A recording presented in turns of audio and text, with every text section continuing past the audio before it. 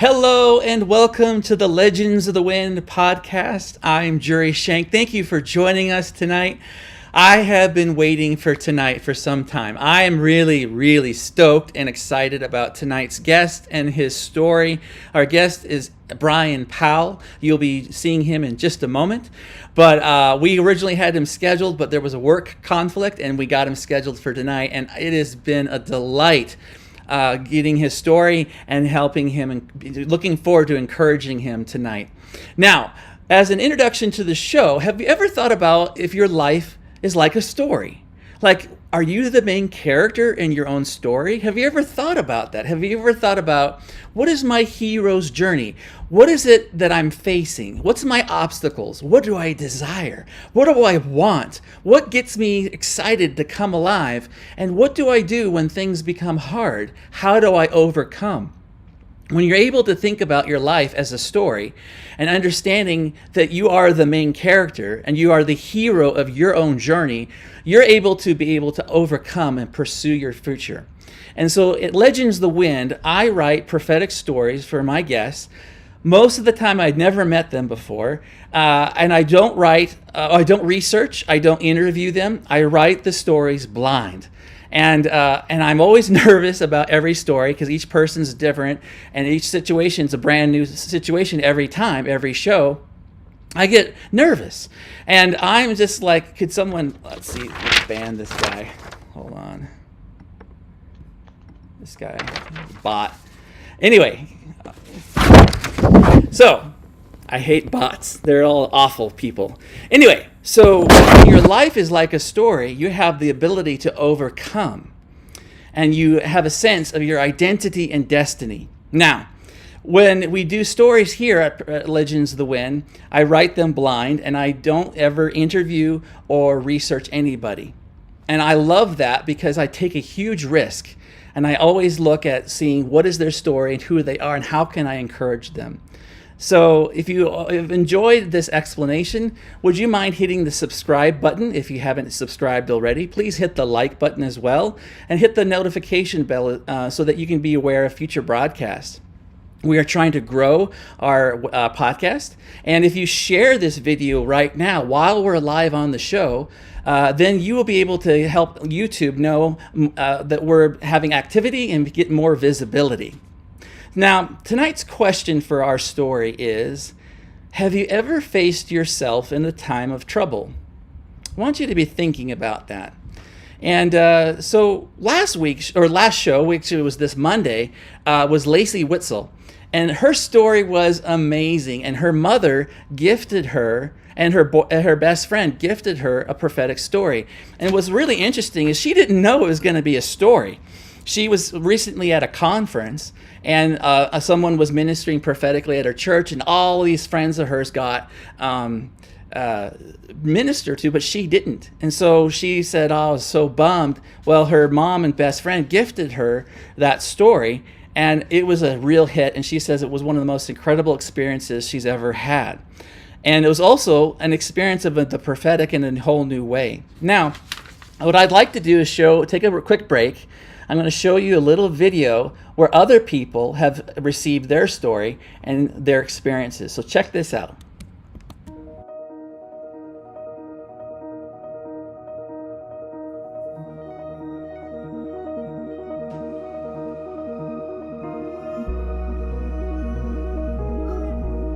How much did you know about me before you wrote that story? Your story is just literally every line. I mean, seriously. And just seeing that happen again in your story, well, that's just, that can't be a coincidence, obviously. That's fantastic. Wow. So there's some pieces of that story that are quite profound and are right in reality. Shariah said, I want my light to shine, Jasmine. Jasmine kissed Shariah's forehead and said, glow. Let your glory shine. You're worthy, Shariah. Therefore, Shariah turned away from her magical mentor and faced the dark forest before her. Jurri, it's just incredible. It's so Holy Spirit inspired.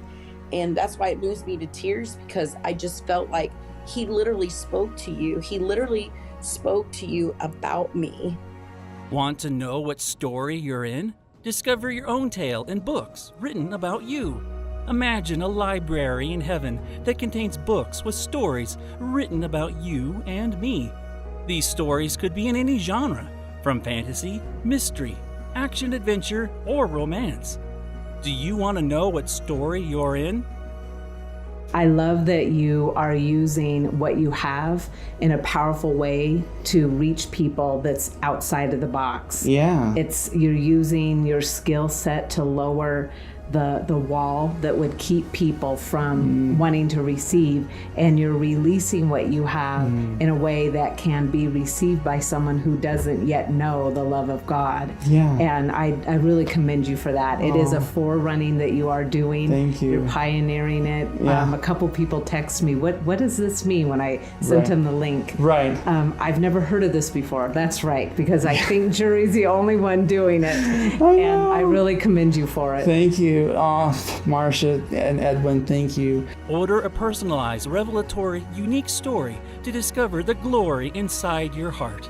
Peer into the pages of the Father. Become a legend and discover your identity and destiny here in Legends of the Wind. Click the link, order now.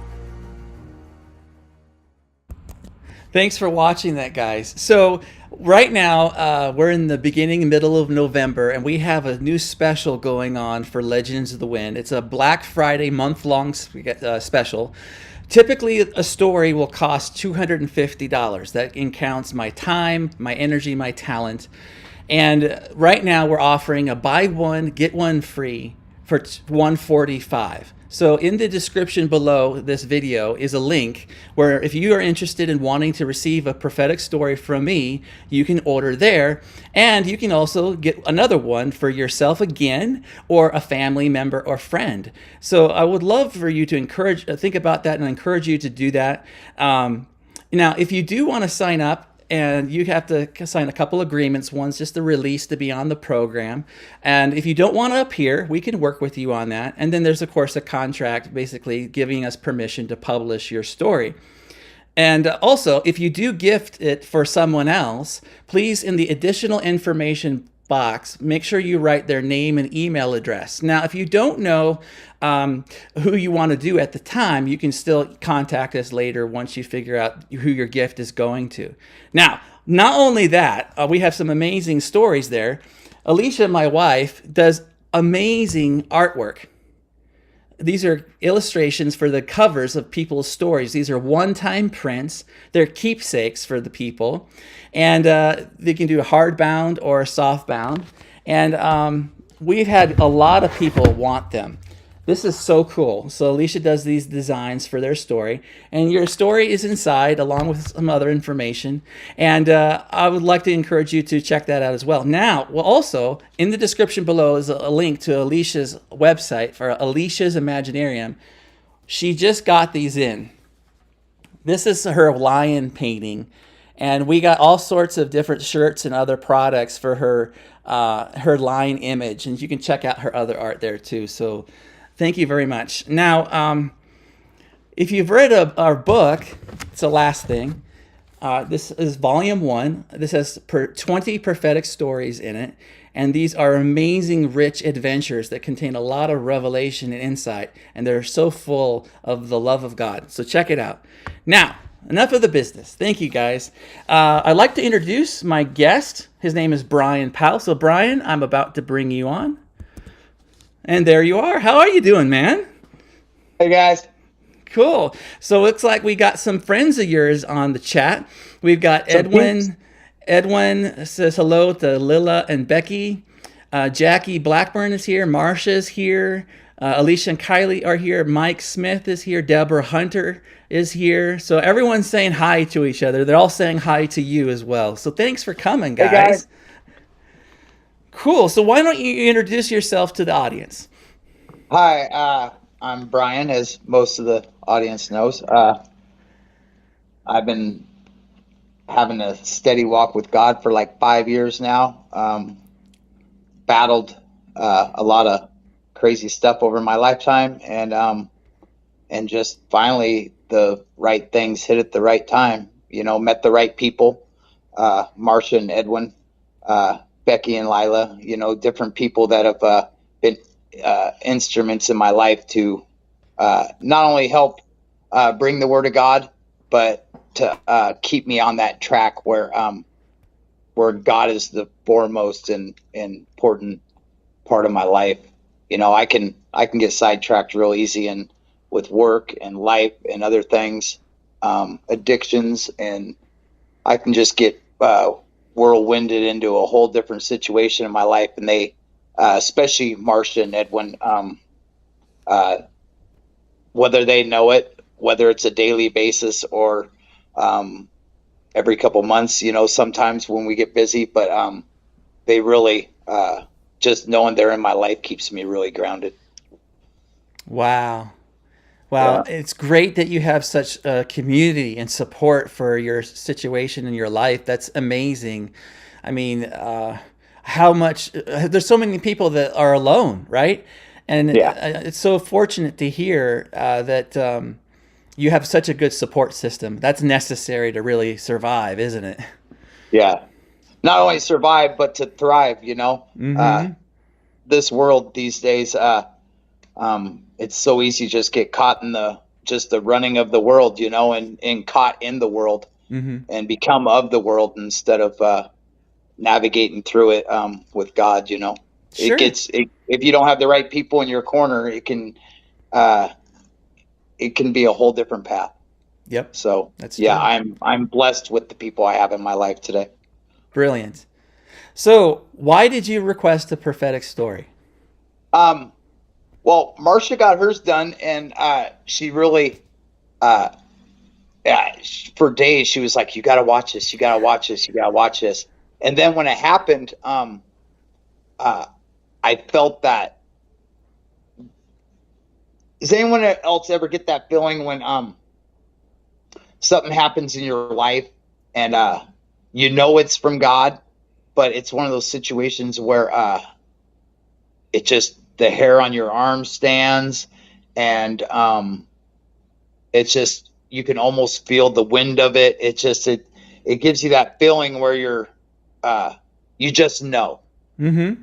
You just know. And after Marcia got hers done, it really, the way it described her, and I remember hers because milk and honey is a big thing in my whole, since I've been walking with Jesus, that we do a lot of talk about milk and honey in this valley. And then when that came up about Marcia and the bees and the honey and stuff, and knowing Marcia and knowing how many points it hit on her life and what I know of her, I was like, oh yeah, that's God. And knowing that it's God, who doesn't ever want to not have a just amazing message from God? I mean, so when she's like, hey, I want you to get one done. She goes, and Marcia bought it. She was like, I'm going to buy you one. Oh, really? I'm Okay. like, really? And she's Aw. like, yeah, you got to have it. And I'm like, and Marcia never steers me wrong. If Marcia's got an idea about something, I don't even ask questions most time. If she says, hey, I think you should do this, I just do it. So because she's always steered me down the right path, and every time it's always been an amazing venture with her. So Wow. I had to do it. I was like, Oh, come on, let's do cool. it. That's great. Well, Marcia's gifted some before. I never keep track, but that's Marcia. Thank you very much for your gift to her, or to Bryan. Marcia gifts everything. Marcia's whole life is a gift. Marcia would give everything she had just to see someone else smile. So that's who she is. That's who Edwin is. That's their heart. So Nice. All right. Well, there's a little thing I like to do before I start someone's story. I ask, what time is it? It's story time. Now, here's your story. It's titled The Charm and the Wizard. Now, I'm going to give a little quick teaching to you in the audience. How do you handle a prophetic story? So, I want you guys to understand that these stories are symbolically understood. Even if there's a sense of realism in them, they're still symbolic. The story is a revelation. Our conversation afterward is a time of interpretation, and then we hopefully discover our application for the story. Now, Bryan, you have power, you have a choice. You can say, yes, I accept this story, or no, I do not. Or you can say, I need time to process, or parts of it I understand and some of it I don't. I understand that there's time that's needed to think about it. Most people go and look at the replay. Also, Bryan, your story's a bit long. It's very rich. And every guest has this situation when they're listening to the story that can be very emotional. And when the story ends, then we have to regroup and readjust, because it's like drinking from a fire hose of revelation and storytelling. So I will help you in that moment of transition, okay? And then we want to have the guests on the chat ask questions, give their comments, encouragement, anything. And so we want to involve them as well. Are you ready? Yep. Okay. Let me get Come on, Jesus. All right. Look how good this is. Whoa. You know? It's large print, so I can see. Don't worry. That's a couple books short of the Bible right there, Jurri. Well, there is the epistle of Bryan Powell, right? Come on. There we go. Here we go. The Charm and the Wizard. Bryan and his circle of friends were quite intriguing, to say the least. They loved to socialize and party, and partying was always on the top of their list. Each person had unique gifts and talents, and, of course, strong opinions. Bryan, however, was especially outspoken, and his friends always paid attention whenever his voice needed to express itself.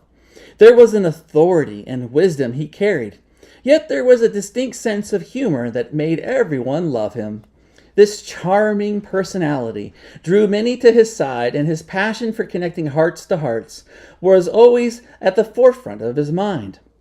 Bryan always saw the people's genuine spirits and true intentions when the rest of the world did not. Today, however, Bryan's car needed an oil change. The vehicle was an older model and had way too many miles on it. Bryan loved this classic and debated whether he should turn it in for a new model or just junk it. He took great care of his vehicle, but the many road trips, dead ends, and rabbit trails brought a toll on it. It was the constant wear and tear over the years that made his bones ache. Bryan knew his true heart and his true intentions, but his choice of career made him think perhaps it's time for a change. The majestic mountains called for Bryan. He decided to take a sabbatical, a much-needed vacation, and find a place of solitude. It felt just like the right thing to do. Bryan wished his family understood him better, but they allowed him to take this special time alone to gather his heart and mind and put them back together. Bryan took his journal, a set of clothing, a coat, some food, and of course, coffee. This journey to discover what his heart was saying to him was the most pressing need to address. His job kept nagging him. The people, the customers, the supply chain, the finances, the deadlines, the short amount of staff, all of it dragged him down. The mountain forest provided refreshing air, and the temperature was chill as it was cloudy. It was the time of fall and before the deep winter snow. The orange and yellow leaves on all the trees made Bryan's heart come alive. He wondered if this next season would provide a happy Christmas or not. Bryan's car pulled up to a log cabin that rested far back into the trees. To the east, there were the pine trees that surrounded an extensive field full of tall yellow grass. The single-room cabin was simple and had some windows on each side and was quite cozy. Behind the cabin, even further back, was the outhouse. Outside the front of the cabin was a hand-powered water pump.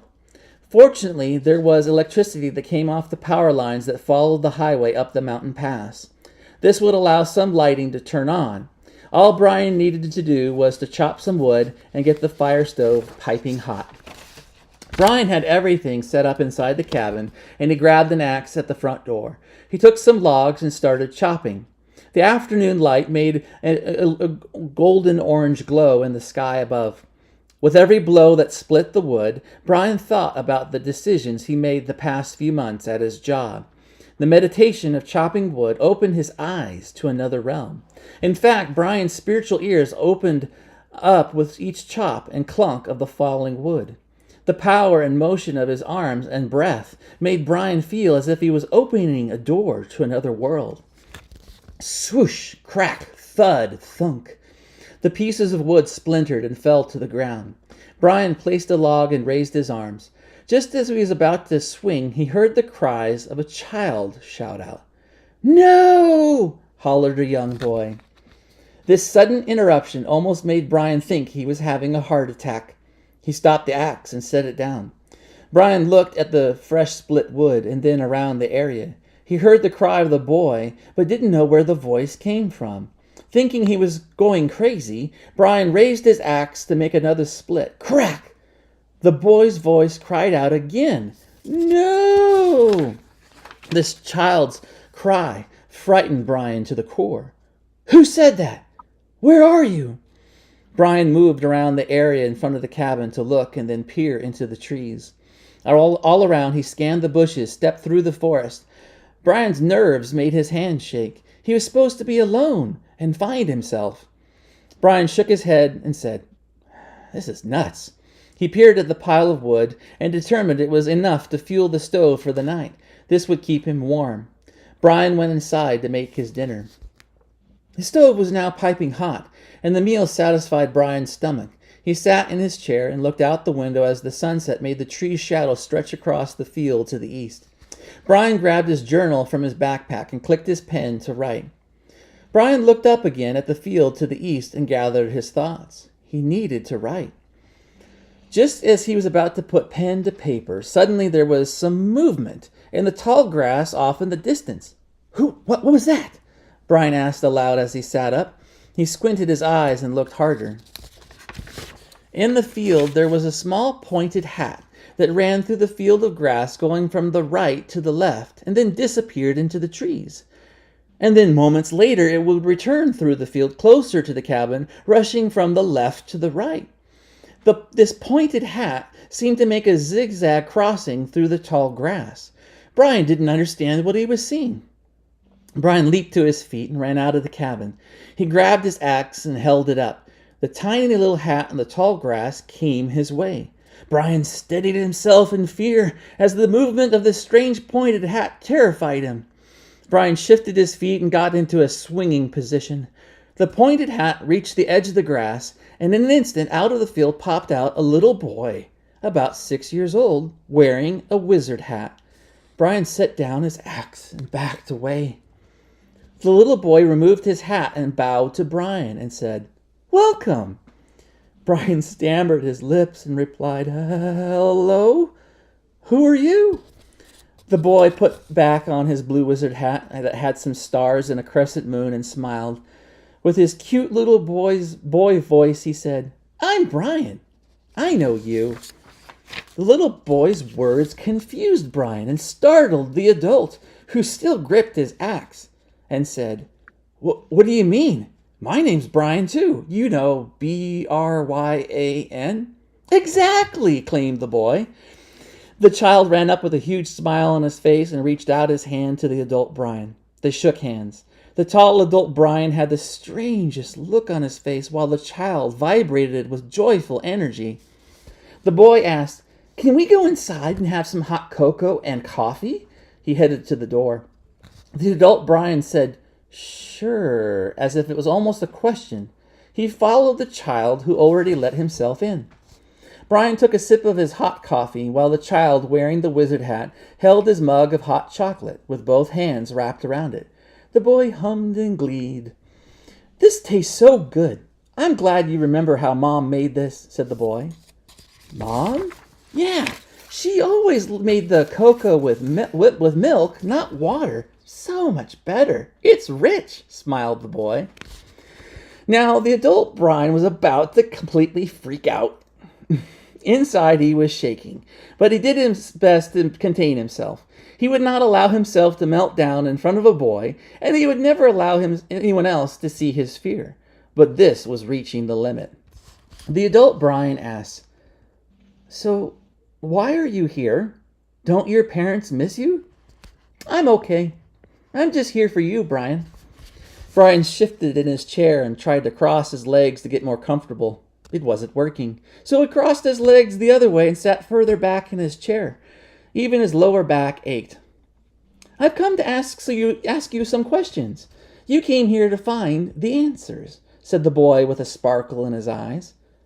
Okay, replied Bryan. Why do you have a wizard hat? You're not something evil, are you? The boy laughed with glee. Of course not, silly. This was your hat from years ago, but you forgot it. Bryan had a puzzled look on his face. You seem to know me better than myself. I don't remember this hat. Tell me more.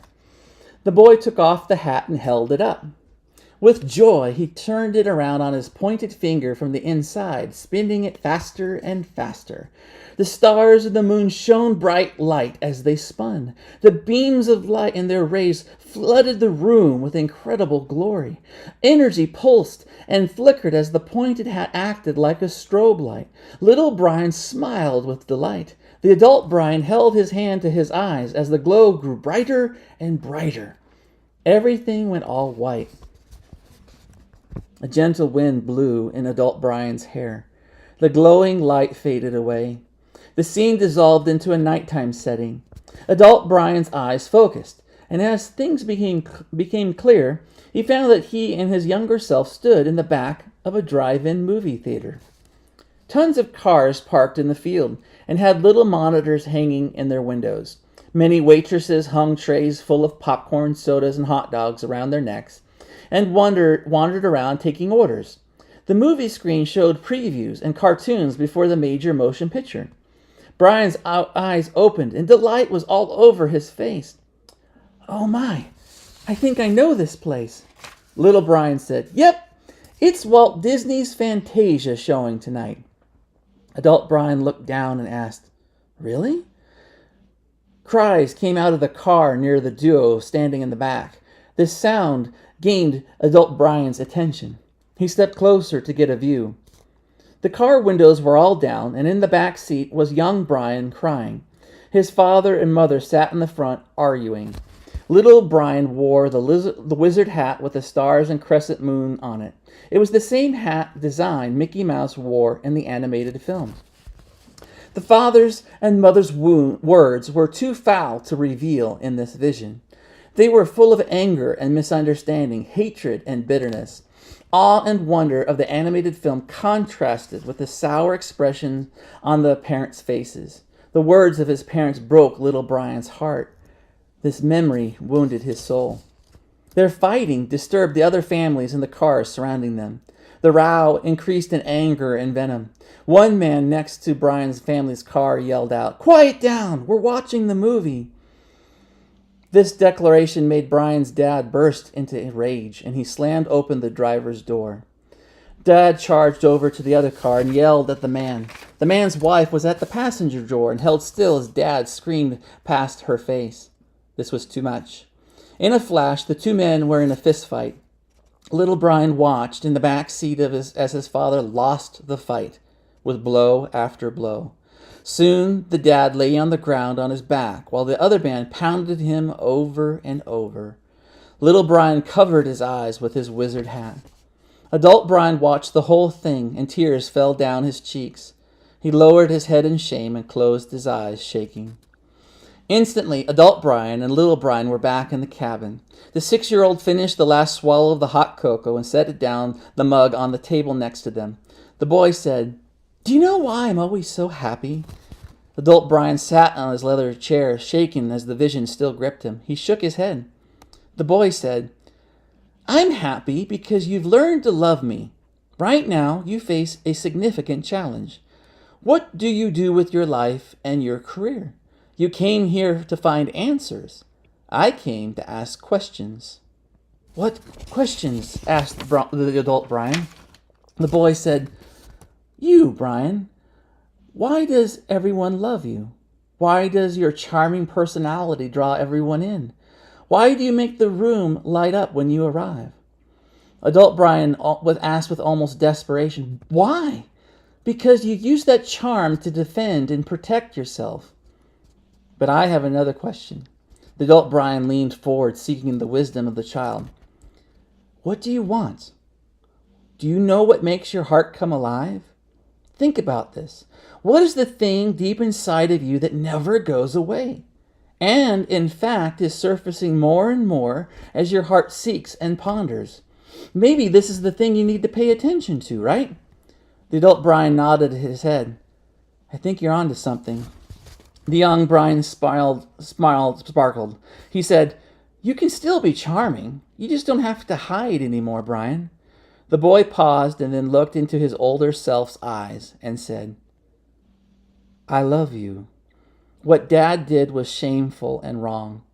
You learned to hide with your delightful charm and charisma, to bury the pain of what Dad did to us. That wound is healing now. How? Asked the adult Bryan with wide open eyes. Because you met me. I have returned to you to show you how precious you are. You needed to face the wound so that you can heal it. I am your guide. Now all you need to do is love me. Love yourself. See? Smiled the delightful young boy. The adult Bryan inhaled deep and leaned back into his chair. He looked up at the ceiling and exhaled and collapsed. All of his energy, pain, and soul crumbled in the leather seat. Grief bubbled up in his heart, and with quiet tears he turned his face away and sobbed. All the anxious, frustrated pain welled up and released from his soul. The young Bryan brought some tissues to his adult self and wiped all the tears away. The boy said, all of it ends today, Bryan. All the pain and anger. This is your healing time. The adult Bryan calmed and looked up at his younger self and asked, do you love me? The child smiled, of course. Do you love me? The older Bryan smiled and nodded. Can I give you a hug? Together, the adult child Bryans embraced like father and son. The kid's eyes closed and a huge smile stretched across his face. This was true love. The older Bryan caressed his hand on the back of the child. The older Bryan woke up the next morning with the birds chirping out the front door. He sat up and looked around. There was no one else there. He grabbed his journal and pen and wrote all that he remembered and experienced. As he wrote, he grew in strength and joy. He smiled and was full of energy. Everything has changed. The charm was back. His life was back. He was free. Bryan packed up the cabin and walked over to his car. Inside the driver's seat was the child's wizard hat. He dropped everything he carried onto the ground. I thought it was a dream. Bryan opened the door and put the hat on his head. He looked at his reflection in the window and chuckled. With peace and confidence, he told his reflection, I'm back. Inceptio. That was good. Cool.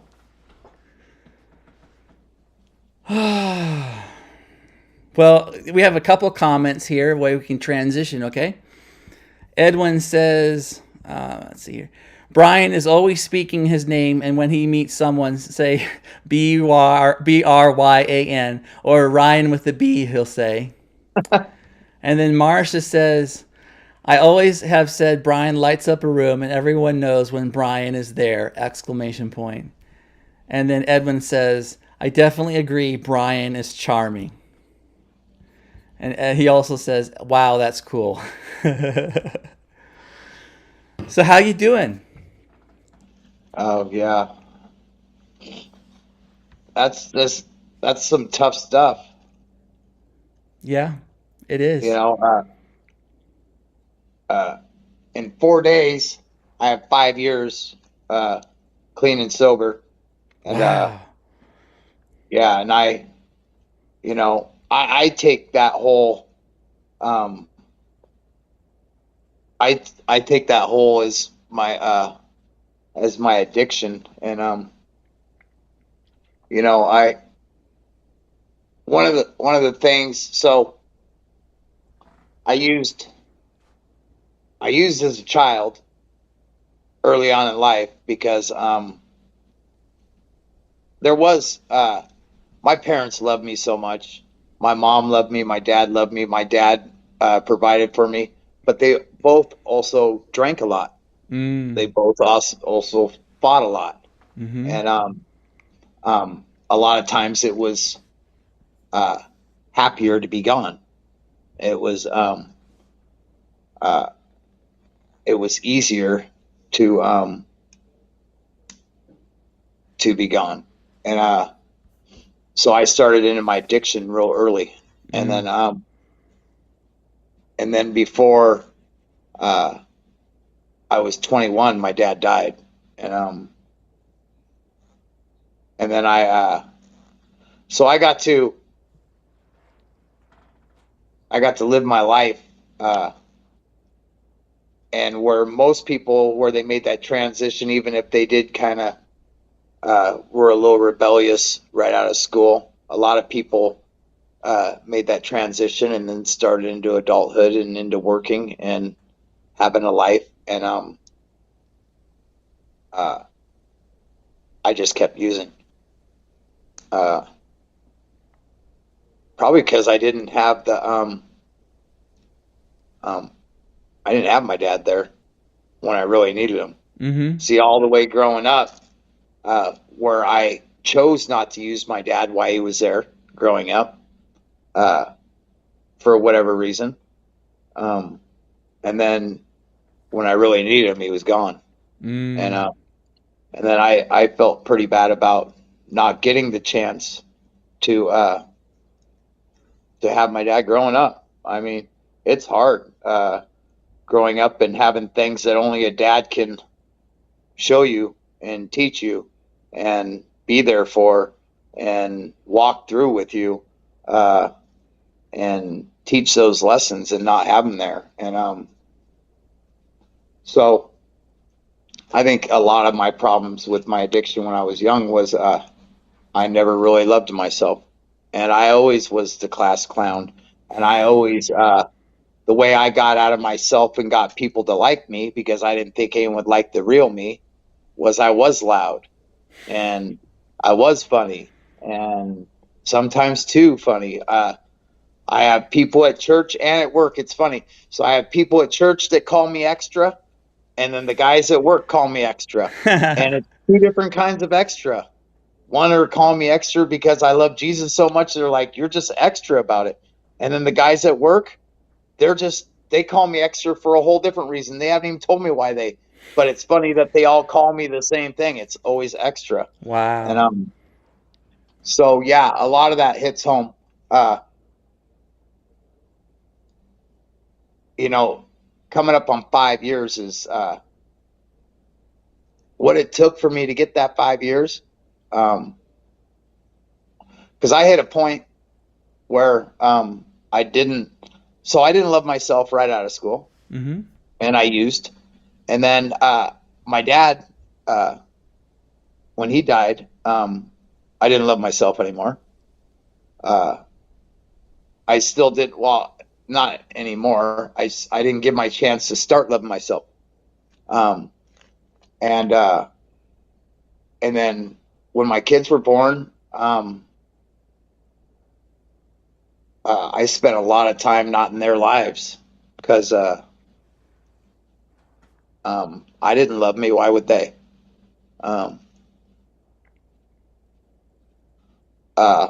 Almost every one of my relationships, I don't love me. Why would they?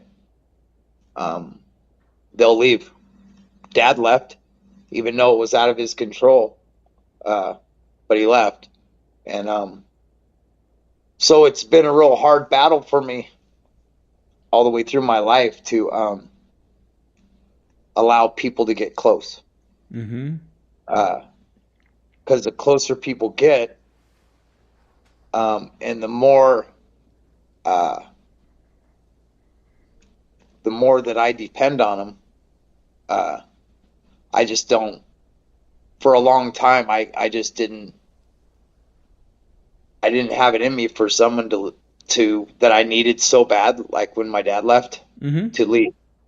So when people would get close, I wouldn't want them to leave like my dad did.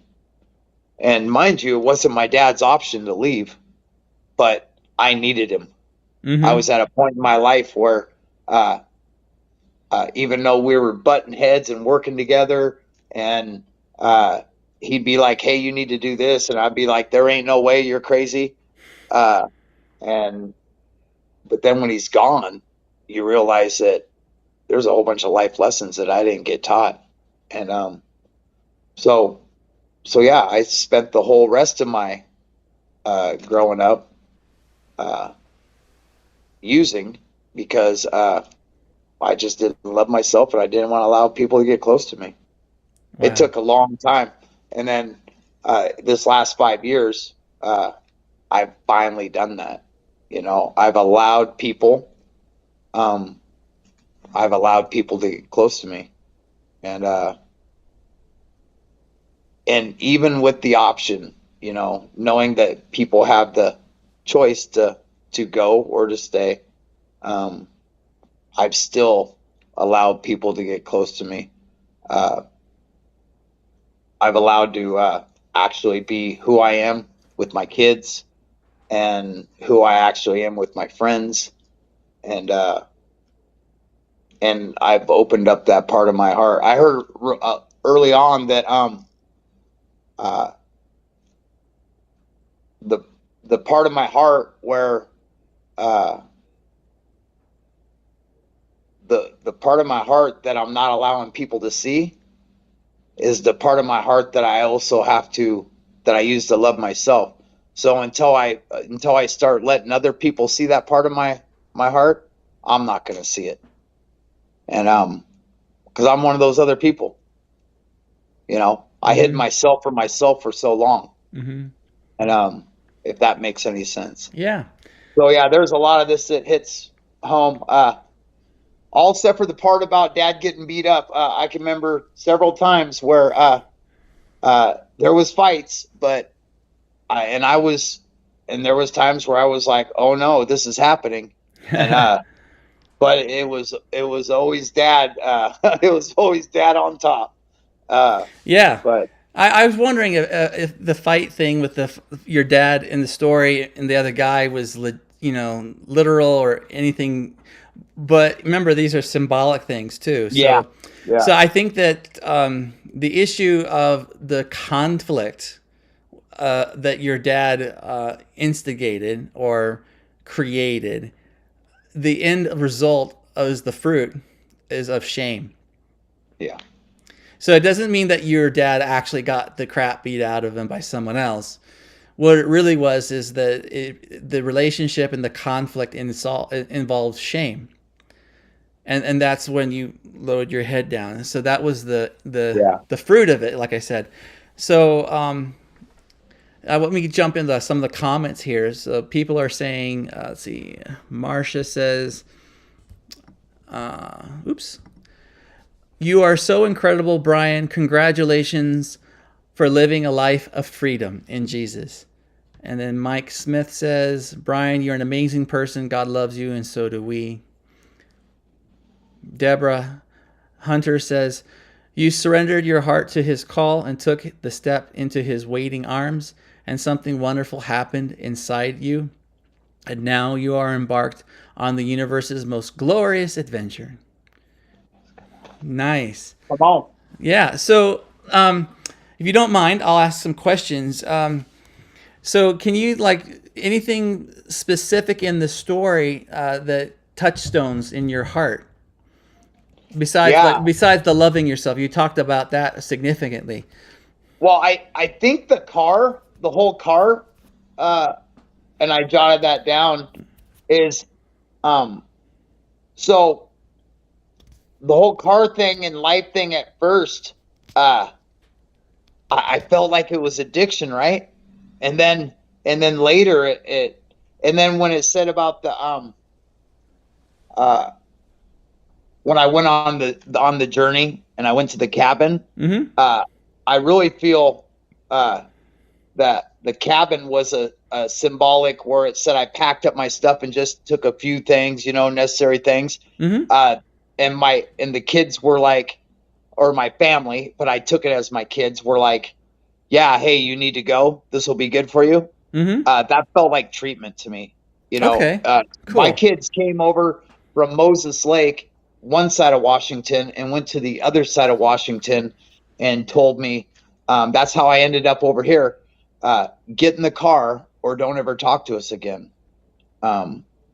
Because I wasn't the person that would put my kids physically and visually through my addiction. But mentally and emotionally, I would check out and they wouldn't see me and they wouldn't hear from me and they'd have to, which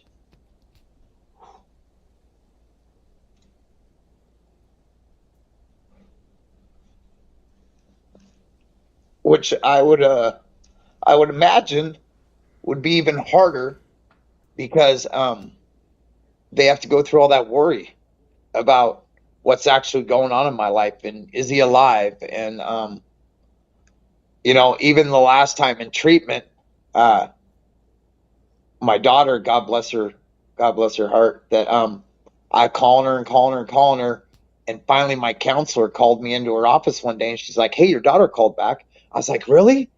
And she's like, "Yeah." She pretty much said, she's glad you're still alive. Thanks for letting her know you're in treatment and don't bother getting a hold of her when you get out. And that was hard. But I had to also realize that she was setting a boundary, and it was going to take work, and it was going to take no more empty promises, and because this is like the second or third treatment, and I honored that, and it took a minute to get through it, and we have a beautiful relationship since then. Wow, good. It has its ups and downs because we're still learning how we are together. Mm-hmm. And she's finally seeing all parts of me, the adult Bryan and the kid Bryan, because a lot of times, and all these people that are on watching right now, they've got to see both parts of that. Mm-hmm. But I have a huge part of my life where adult Bryan took kid Bryan, which was, I'm sorry to say, but the kid Bryan most of the time was more emotionally stable. I'm not even kidding. More mature, and but he was the one that was pushed down and never got a chance to grow up. And I went straight from being a kid, decided, I want to be an adult, not knowing how to be an adult, and just went on from there, and push that person apart.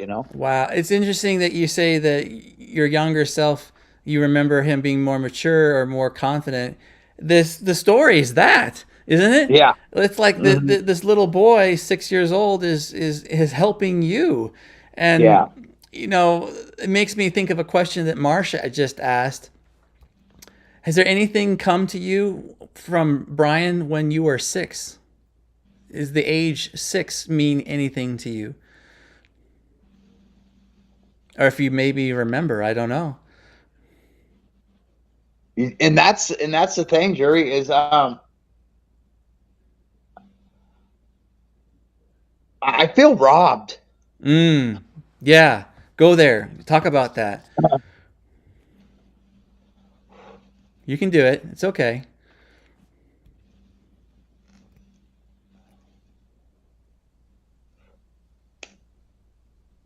I feel robbed that, and I'll pose this question to everyone else as I'm, Okay. at what age do people remember things from? Because I pushed down and way to the back of my mind and forced myself to forget so much of my childhood for I can't even tell you what reasons, but I don't remember much of it. That's I really okay. don't. Yeah, I understand. I can't tell you when I was 6 what my favorite pair of jeans were, what my favorite toy was, what happened for Christmas that year, what I might have got for my birthday. I can't tell you that for 4, 5, 6, 7, 8, all the way up. I can tell you from 13 or 14 on when I started using. And I can tell you all kinds of things that went on in my life that was turmoil from me using, and things I did to cause problems in my life. But any of the good memories, I ain't got any recollection of them. Wow, I understand. And it wasn't until just now that I realized that I got rid of all those memories of my childhood. Mm-hmm. Maybe someday God will bring them back and put them back in my life. But right now, and my head's the most clear it's been in a long time. There's little faint ones here and there of stuff, but I mean, I have 18 years of childhood that Yeah. but I could run down a list of bad stuff that happened. Yeah. And but good stuff. And Well, Martha, I don't even know. At six, I can't even. Yeah. Well, I don't even remember where we were living. let me help you out here. So I have similar issue with some of my past. Some things I blanked out. And from my experience is that we blank out our past because we're having our souls protecting ourselves, because the trauma inside that little child is so severe, so traumatic, so bad, that we actually lock it away and say, don't touch this. This is forgotten, because it's not a safe place or a safe time to address it. However, when we grow and we get healing and more maturity in the Lord, depending on what happens, it might be a safe time for a certain thing to surface, and we'll get agitated. It'll manifest, like something will trigger it. And that actually is an opportunity for healing. You could, I have to go drink is what you might jump to, and like, I have to medicate it through the alcohol. But if you go to God and you say, I have this trauma and this feeling in me that surfaced, if you meet him face to face in your imagination, and you give it to him and say, I give this to you and I ask you to heal it, and I receive your healing. And you keep doing that like a washing machine, cycling. And once you can remember something, or that emotion goes away and that trigger doesn't happen, that's the healing. And so those are opportunities for you. There's a story I wrote sometime this summer about a guy who had to go on a rescue mission in a prison. And so there was this block of cells, and I think he's in his 20s, and each cell was a different number and represented a different age of himself. And when he went to the last cell, he was going to have to rescue himself from a dragon that wanted to eat him. Just opened his mouth as he was going to extract his younger self. And what I learned from some people I used to learn from, there's a thing called times of the soul. So imagine your soul as a compartment of times and cells, like jail cells, and each part of you at different ages are there. And the idea is in your story, which is to have a relationship with the little one, where you purposely go, I am your father, and you will be my son, and I will love you, and you will love me. And that relationship and that dynamic, we find our healing and restoration. And that's something I've learned, and I've written about it in other stories, but it's real. I've experienced it. The people who've been a guest understood that story. They received it too. So there's some people commenting a bunch right now. Edwin says, I remember back to 2, and that's uncommon since there was so much trauma in my life. One person said restoration. Mike Smith says, from being bullied as a child and emotionally abused as an adult, I suppressed a lot of memories too, so I can relate to you, Bryan. Edwin says, that's what happened to me. Through inner healing, good memories of childhood have emerged. Jackie Blackburn says, Becky wants to know if you have any memories of the hat. And Marcia says, this is Grant he's talking about with the male cells The story I wrote with the prison cells was about Grant. Marsha is reminding me who that was. I get so many people. But yeah, so Bryan, does Disney films mean anything to you, or the movie of the Magician's Nephew? Well, not that's C.S. Lewis. The Fantasia has the part where Mickey Mouse is doing the hat and the brooms. I'm going to tell you a little something. Yeah. And it didn't until right now, because it's clicking. And people are going to realize this here in a second, is I'm old, Jurri. So I'm 52. And what happened every Sunday at, was it 7 o'clock? 6 or 7 o'clock? Comment, you guys, because everyone knows. It was the Disney. The Walt Disney on the television, right? Yeah. Yeah. And so Sunday night was always a lot. I can remember that memory. Okay. I can remember Dad sitting in his chair, Mom sitting over on the couch, and us kids, elbows up, hands like this on the floor, watching Walt Disney as it came on every Sunday. And when that came on, yeah, it had the thing, and it had the little fireworks that would blow up, and then you'd watch the Sunday, whichever one it was that time. Every Sunday, though, they had Walt Disney every Sunday night. Okay. And I remember as a kid watching that. Okay. So that's a huge part. And, Good. What I really think that this whole story is about. Yeah, tell me. Is and so like with my dad dying, I probably pushed it for myself because it was so hard. It took a long time. And I just closed my eyes a minute ago. I don't know if anyone caught it, but I closed my eyes for a second. And so I pushed a picture of my dad on my head when he died. And it wasn't pretty when he died. His coronary artery bursted in the middle of the night, right in like a couple rooms over from where we were in the house. And I heard it pop, and then ambulances came, and it wasn't, we all knew it was going to happen because he was dying of cancer. Oh, wow. But it was so hard that I pushed the picture of my dad out of my mind.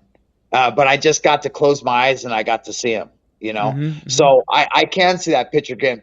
But what I really think this is I think it's God letting me know that it's safe now to go back and open those spots in my heart and to learn some of the stuff from the younger self, and to remember some of those memories, and to go back through some of that life stuff that I don't think that I lived, and some of the hating myself through everything I did, and get some closure and get some inner healing, like Right. Edwin was saying. Wow. I think it because until now it was weird that I didn't even realize that I couldn't remember anything of my.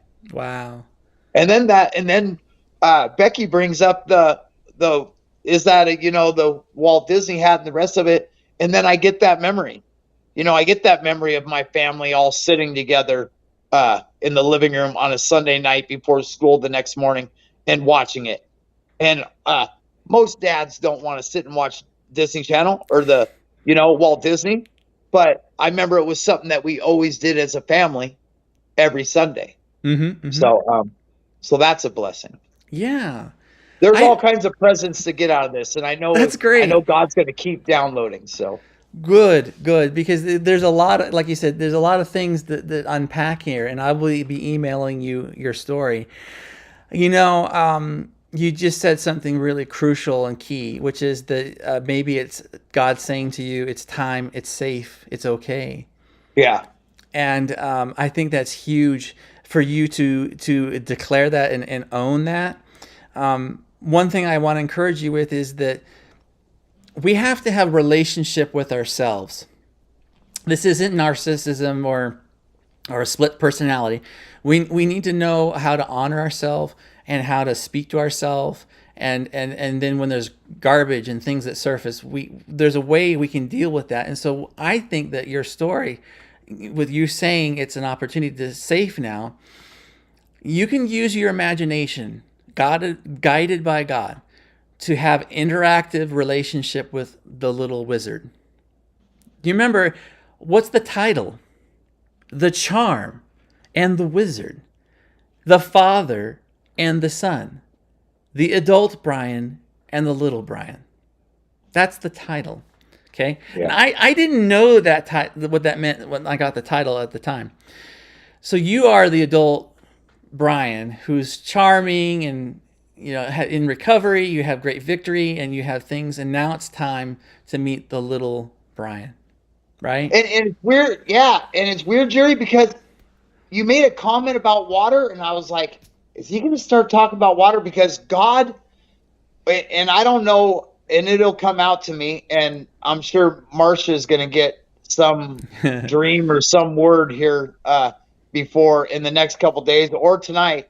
And but you brought up something about water, and then he went in to build a fire. But for days, I've been hearing about transformation. Mm-hmm. But I also figured, because that's right at that 5-year point, and but something about water and living water too has been just, every time I think about it, I've been thinking about water just keeps coming to my head. And I'll help you on that. I think I understand. So this story is an encounter in a story form. This is an encounter for you. And God has let you see and meet Little Bryan, right? The cabin is a safe place for you. So you can go when you pray or when you meditate or you have quiet time.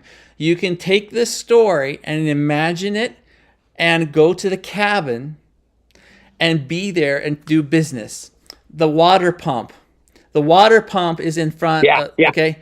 So have you ever been out in the country with a hand pump? Did you know? Oh, yeah. Okay. So what happens when you haven't used the pump for a while? It don't work. Right. It takes a minute to get primed. Right. And so you prime the pump, right? And does water come out immediately? No. And then when it does, what's the quality of the water? Oh, it's there. It's crap. And it's crap. Yeah. It's got mud and dirt and garbage, and you keep pumping it, and then later it pulls out, and finally you get the artesian well pumping. Okay? Yeah. This is a symbol for you. You've been hearing about water. The water pump is key for you because it'll be able to help draw out of you the spirit, and that it'll remove the garbage, the pumping. Oh. It'll be getting rid of the junk and the debris. And at some point you and Little Bryan will be so in love that you'll reintegrate and you'll be whole. And then you have the hat. The hat has to do with your identity. It's not about witchcraft and wizardry and Wicca. Yeah, no. It's your magic. It's your personality. It's who you are. It's how you shine. Remember, he put it on his finger and spun it around like a little tip. That's when you glow and shine. So that's like your transportation moment, like going through the portal, where if you meet with Little Bryan again in the future with your prayer time, he may spin that hat again and take you to another place. And you'll have an encounter and an experience, and then something great will happen out of it. I want you to understand that this is multiple opportunities for you for great healing. This isn't just a story. This is not just a narrative or a short story. These are stories of encounter or portals of experiences that are real in the spirit realm for you, for your restoration. This is a gift to you. Does this make sense? Yes, big time. And me and Marcia talked about this a while back. And Marcia's one of the biggest people because I can be that Bryan basher. Like, I can talk smack about myself, and Marcia will be the first one, and she'll be like, "Don't do that. Mm-hmm. Do not do that." Right. And so that's a huge thing. And So I really think, like you said, I think there's all kinds of spots for healing through this. I really think that. So me and Marsha were talking about it. I've been in a situation where I'm like, I just feel stuck. Mm-hmm. I've waited a long time for God to present the right person in my life, my significant other, my other half, the person that to spend the rest of my life with. And I really feel, and I felt, and I pray all the time and ask him, I'm like, what else do I need to do? What else in me needs worked on so you feel safe adding that other person? Mm-hmm. Mm-hmm. And what am I lacking? What do we need to fix in me? Mm-hmm. What do I need to address so that person could be added to my life? Mm-hmm. And what's the answer? well, obviously I have some stuff to look back over my childhood and some inner healing that and I didn't even know where to start with any of the inner healing, but I do now. Good. I know some steps to take. I know what I need to pray tonight, and I know what I need to ask God, and then when the opportunity arises, which it will, no matter how hard it is, I know that for the next level of my growth, that there's things I need to address, and I truly believe because I believe in the prophetic, and I believe that God speaks to us in so many different ways. All we have to do is be willing to listen, and then after we get the answer, we got to be willing to take action on it, whether it seems hard or Mm-hmm. even impossible. Mm-hmm. We got to be willing to do that. So, yeah, it looks like I got some other areas of my heart, and that was the last thing. So I start off with the car. Mm-hmm. I thought it was life and addiction. And then when we got to the bottom, I put car, and I have little equals here, heart. Yes, I think that's correct. I think the car Right. really resembled my heart. Mm-hmm. You need an And, oil change. That's what I was thinking. And I love my heart, and it's a classic old heart, and it's done me well. But I haven't always treated it the right way. Mm-hmm. And I beat on it like an old car, Mm-hmm. and I ran it with no water, no oil in it sometimes, just for my own benefit. I've ran it with oil sitting in the trunk, not wanting to put it in because I didn't want to stop and be bothered, but the heart's still running. And as long as it's still running, I need to start treating it a little better. There you go. Bryan, you have brilliantly understood your story, and And hey, Jurri, yeah, I fully 100% accept it and invite the change into my life. If there's some healing that needs to take place, and I know there is, because it all came to me, then I invite that into my life to have that next road traveled. So good. Wow, good. This is great. I mean, yeah. You can understand why I've been sitting on this story for a couple weeks. Yeah. This is so good. And that's amazing that you get to do that. And like when we were talking before about and Marsha's went on some with us before, and that whole treasure hunt thing where you get the presence of the treasure hunt, where you get to risk and you get to be bold and you get to hear something from God that only you hear. We used to do it that you take a quick second and write down 3 things or 1 word on a piece of paper and put that piece of paper in your pocket and keep praying into it and praying into it. And then you'd get like I one time, a significant one to me was Target, flower on a dress, and then let the lady know, or I was showing a lady, let the lady know that she's loved. And we're walking in Target, and next thing you know, and no, it wasn't Target. We went to Target, didn't find it, and then we went over to next door to the what was that over there? It's the old Shopco now, or one of the stores over there. But anyway, we went over to the store and went in there, and there's the lady with the flower on her dress, and I'm like, and you could tell she was a Mexican lady, and you could tell she didn't speak no English. I'm like, how am I going to do this? And we went up, and her daughter did, though. And I started explaining to her daughter all this stuff. And I'm like, hey, I know this is going to sound weird, but can I have a couple minutes of time? She's like, yeah.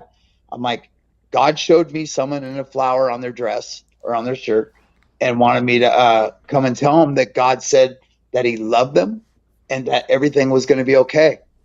And so she started speaking in Spanish and telling her mom, and she just started bawling. Oh. And all of a sudden, and then I got the feel, what you get to feel from your stories after you share them of, man, that person got that, they accepted it, it related to their life, and there's going to be breakthrough from that. And you got to be the vessel of that, you know, and that's neat, being able to be the vessel of God's goodness. Thank you. Wow, Bryan. Thank you. Thank you. So good. I'm just glad to help you. I so appreciate it, Jurri, you taking your time to do it. You listening and taking the risk and being bold, because the thing is it's risky and you have to be bold, and you got to step out of your comfort zone sometimes and be like, hey, this is what I got. And you don't know how the person's going to take it. It might not relate to them at all. And they'll be like, they get all done. They're like, yeah, I don't know what that meant, but hey, thanks anyway. You know, but no, you get to do that. And then there's always a risk, or there's always a huge blessing. Like I always tell everyone, the bigger the storm, the bigger the blessing. So the more risk you take, the bigger the blessing's going to be. The more you step out in boldness, the more you get out of it. Thank you. I need to hear that too. I need to hear that.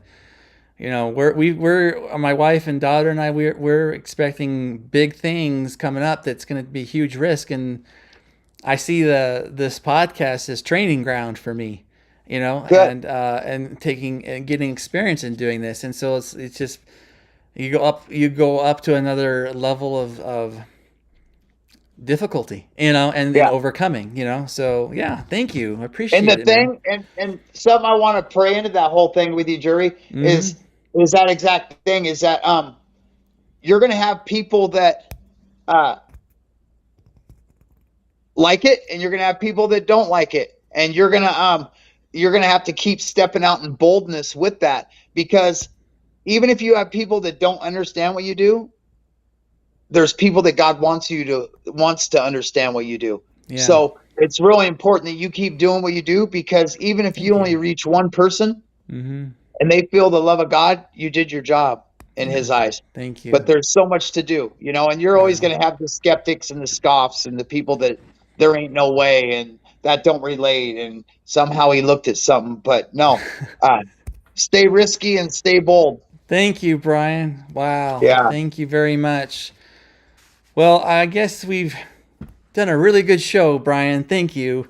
You're a great guest. Oh, thank you. A great story, great guest, great interpretation, great application. I'm really encouraged, and I'm glad you are as well. So as we wrap it up, I just want to remind everybody watching that right now we still have a Black Friday sale. Buy one, get one free story for $145. We'd love to spread the word about what we're doing and share this video. Let people know that this is a unique, great opportunity for incredible encouragement and strength. And so if you want to buy a story, there's a link below in the description. Check it out. And typically we have shows on Monday nights at 7 p.m. Pacific. If you want to reach me or email me, you can find me at support@legendsofthewind.com. And if you haven't done so already, please hit the subscribe and like button and the notification button. Bryan, thank you for your time. Thank you for being my guest. Jurri. Wow. And thank Marcia and Edwin for blessing me with this. Every time they bless me with something, and she's always got these ideas, oh, we're going to go do this or this. I'm like, no, that's way out of my comfort zone. And then I do it. And then it's always, I mean, you can't fake tears and being emotional and everything hitting you all at once like that. So those moments only happen when real. God's he's poking in there. He's like, hey, we need to stir this. You're getting a little too comfortable. Let's stir this around and do a little work. And I'm like, Nice. oh, it won't work. But, Cool. but thank Well, you, Jurri. yeah. I appreciate it. You're welcome. Bryan, don't hang up. So guys, thank you for watching our show tonight. Thank you for our comments in the chat. So I haven't seen a few. So Deborah says, in the secret place with him, Bryan, and he will heal you. He will call and you will hear him. Marcia says, this was profound. It really was, says Deborah. Mike says, it's awesome. Thank you guys for the chat, for your comments and your questions. I appreciate your support.